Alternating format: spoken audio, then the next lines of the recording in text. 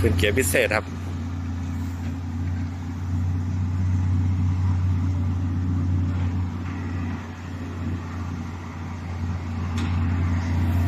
Isuzu 306เกียร์ธรรมดา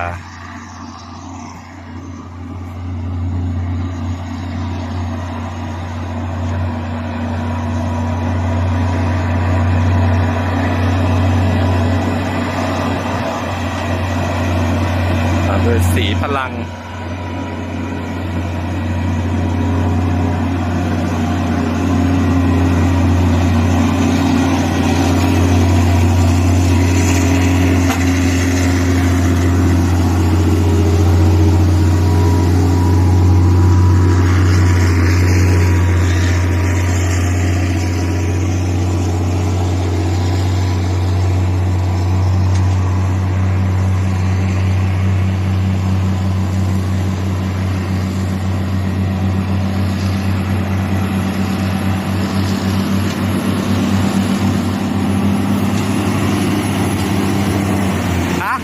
แล้วก็กระแทกขอบคุณครับ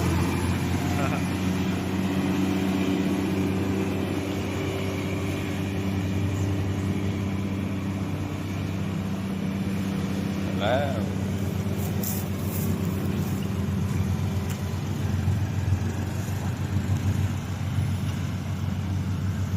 พี่ก็ให้นำใจครับ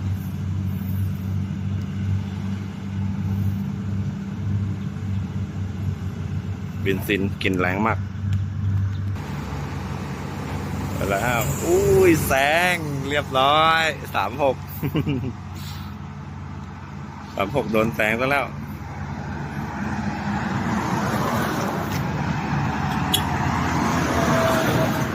เกียร์เนี้ยเป็นเกียร์ออโต้ครับจะคล่องกว่า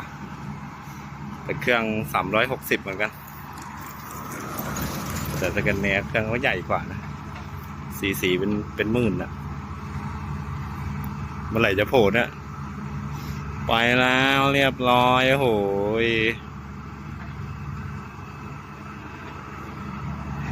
แซงไปเรียบร้อยแล้วครับโน่นไปโน่นแล้วโอเคครับเข้าทางเบี่ยง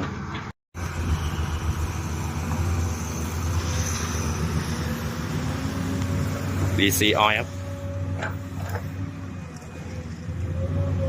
แล้ว DC Oil มาแล้ว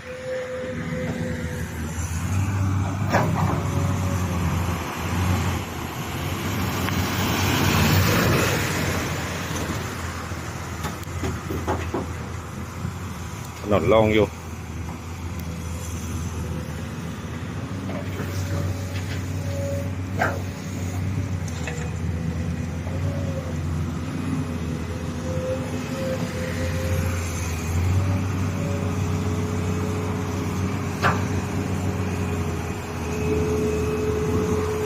ฮีโน่วิกเตอร์38ครับ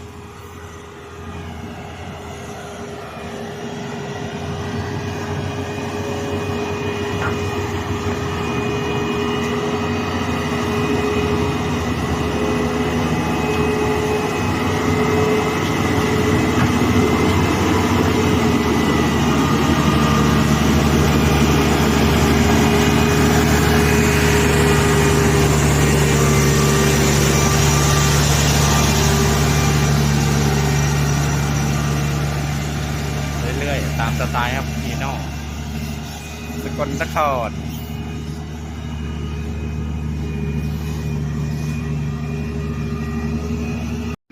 มาแล้วครับพี่ต้นทีมงานสมมาตรครับ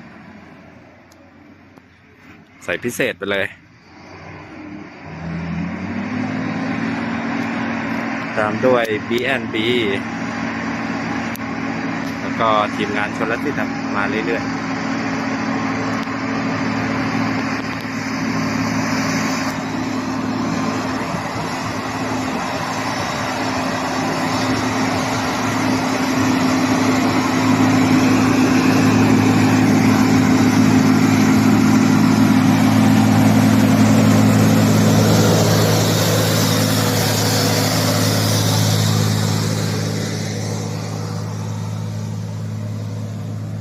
อครับ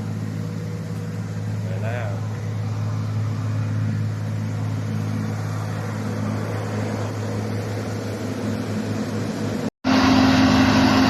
มาแล้วครับคันนั้นขึ้นเกียร์หนึ่งก็มาไม่รู้ไหวเปล่า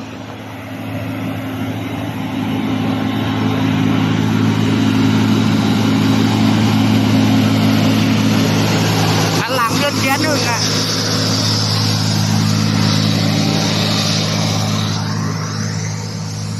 ไหวไหม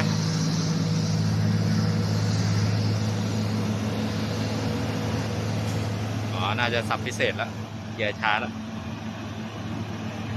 สับกลางเข่าก็ไม่ดีนะจะให้ดีแต่งตัวตั้งแต่ตีนเนินมาเลย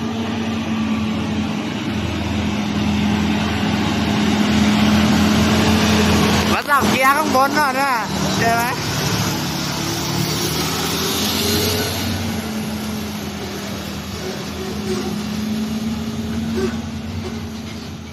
นี่มันต้องพ่อหนุ่มคนนี้พี่นิ้วครับ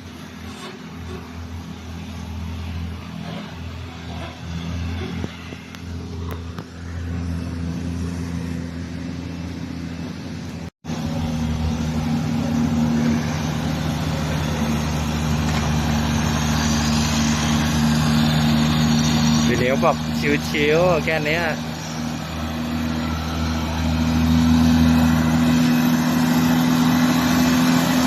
ถึงงานชลสิทธิ์สแกนเนียหล่อ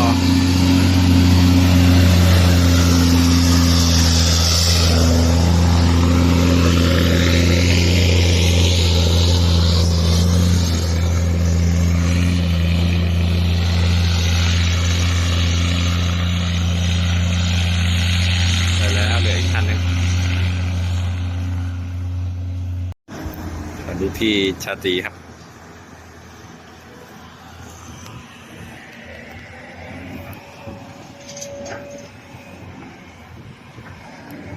ไปเรื่อยๆ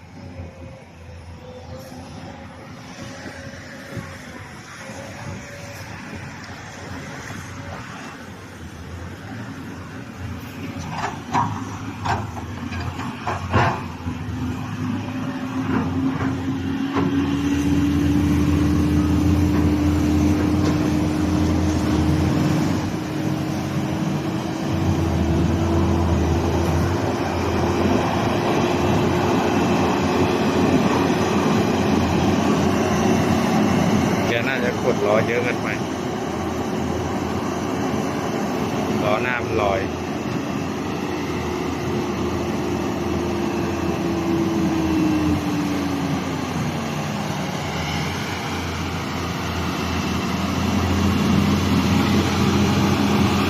ได้อยู่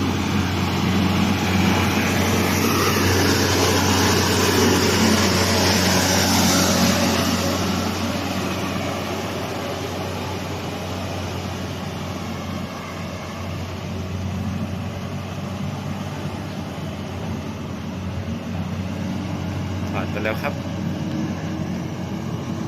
โอเค มาแล้วครับ Volvo ตัวแรง รุ่นเก่า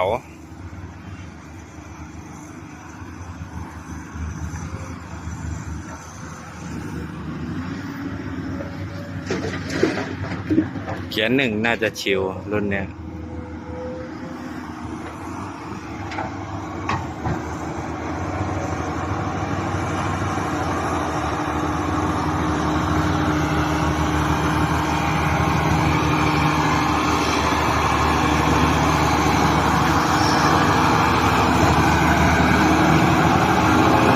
แรงอยู่แรงจริง